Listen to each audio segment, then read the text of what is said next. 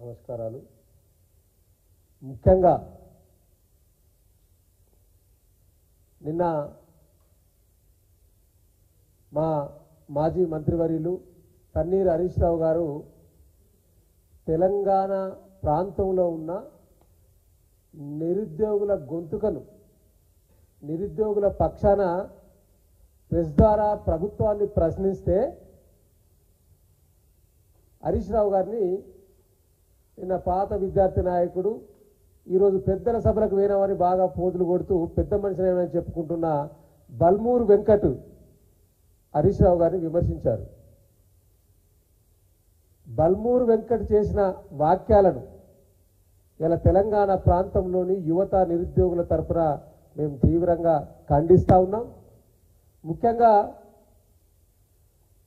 మా మాజీ మంత్రివర్యులు హరీష్ రావు గారు ఏం చెప్పారు?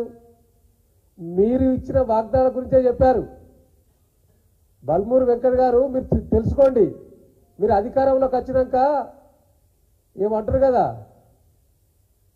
అధికారం మీరు ఎమ్మెల్సీ పదవి వచ్చినాక ఇక నిరుద్యోగుల సమస్యలన్నీ మర్చిపోయిండ్రు. మీరు ఆనాడు అసెంబ్లీ ఎన్నికల సందర్భంగా ఇదే హైదరాబాద్ ప్రాంతంలో ఉన్న అశోక్ నగర్ ప్రాంతానికి పోయి అక్కడ కోచింగ్ తీసుకుంటున్న అనేక మంది నిరుద్యోగులను రెచ్చగొట్టి బస్ యాత్ర పేరిటి మీద రాష్ట్ర వ్యాప్తంగా వారందరినీ తీసుకొని పోయి మీరు ఏం హామీలు ఇచ్చిండ్రు? అవన్నీ అయిపోయినాయా? మీకు పదవి రాగానే మీకు మీ పార్టీలో ఉన్న ఇంకా సోదరుడు రియాజ్ గారు ఇట్లాంటి వాళ్ళంతా ఆనాడు నిరుద్యోగులను రెచ్చగొట్టిండ్రు. మీకు ఆయనకు ఒక చైర్మన్, మీకు ఒక ఎమ్మెల్సీ రాగానే నిరుద్యోగ సమస్యలన్నీ కూడా గాలికి వదిలేసిండ్రు. వాటి గురించి మాట్లాడితే బూడిద గుమ్మడికాయ తొంగబడే అంటే భుజాలు తెలుసుకున్నట్టు ఈ మీరెందుకు కులిక్కి పడతా ఉన్నారు? వాస్తవాలను వాస్తవాలుగానే చెప్పాలి కదా. మీరు ఆనాడు తెలంగాణ అసెంబ్లీ ఎన్నికల సందర్భంగా మీ మేనిఫెస్టోలో ఇది మీరిచ్చిందే, కాంగ్రెస్ మేనిఫెస్టోలో నిరుద్యోగులకు సంబంధించిన అంశాల గురించి ఏం మాట్లాడిండ్రు? అన్నాడు ఇది పేజీ నెంబర్ 40లో ఉన్నది, జాబ్ క్యాలెండర్ అని చెప్పారు. పేజీ నెంబర్ 41లో, పేజీ నెంబర్ 41లో ఏం చెప్పిండ్రు ఆ రోజు? మీరు కాంగ్రెస్ పార్టీ అధికారంలోకి రాగానే మొదటి సంవత్సరంలో 2 లక్షల ఉద్యోగాలు పబ్లిక్ సర్వీస్ కమిషన్ ద్వారా స్పెషల్ డిపార్ట్మెంట్ నియామకాల ద్వారా చేపట్టబోతున్నాం. దరఖాస్తుకు ఎవరు ₹1 కూడా చెల్లించిన అవసరం లేదని ఆ రోజు మీరు ఇచ్చిందే ఇది మేనిఫెస్టో. అభయాస్తం మేనిఫెస్టోలో పేజీ నెంబర్ 41లో ఇచ్చిర్రు. మర్చిపోయినరా? దీంట్లో ఏం చెప్పిండ్రు? గ్రూప్ 1 నియామకాలు ఫిబ్రవరి 1వ తారీఖు నాడు ఇస్తా అన్నారు. జాబ్ క్యాలెండర్ ఇచ్చిర్రా? ఇక్కడనే ఉన్న డేట్ మీరు ఇచ్చిందే పక్కకే.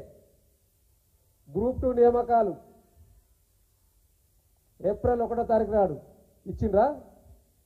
ఫిబ్రవరి 1 పోయింది, ఏప్రిల్ 1 పోయింది. గ్రూప్ 3 నియామకాలు జూన్ 1 పోయింది. మీరు డేట్తో సహా ఇచ్చిండ్రా నాడు మీరే.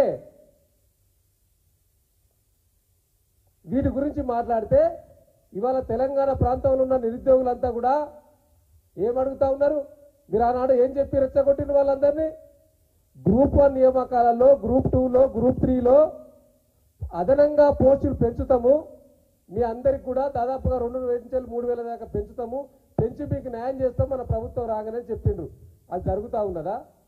దాని గురించి గుర్తు చేస్తే మీరు హరీష్ రావు గారు చర్చకు పిలుస్తారా? బల్మూరు వెంకట్ గారు, హరీష్ రావు గారు అవసరం లేదు మీకు చర్చకు, మేము వస్తున్నాం.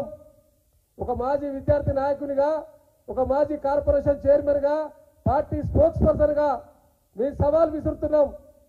బల్మూరు వెంకట్ ఎక్కడికైనా చర్చకు సిద్ధం. మీరు ఈ 6 నెలల కాలంలో ఈ తెలంగాణ ప్రాంతంలోని నిరుద్యోగులకు ఎన్ని ఉద్యోగాలు ఇచ్చిర్రో మాట్లాడే దమ్మున్నదా మీకు?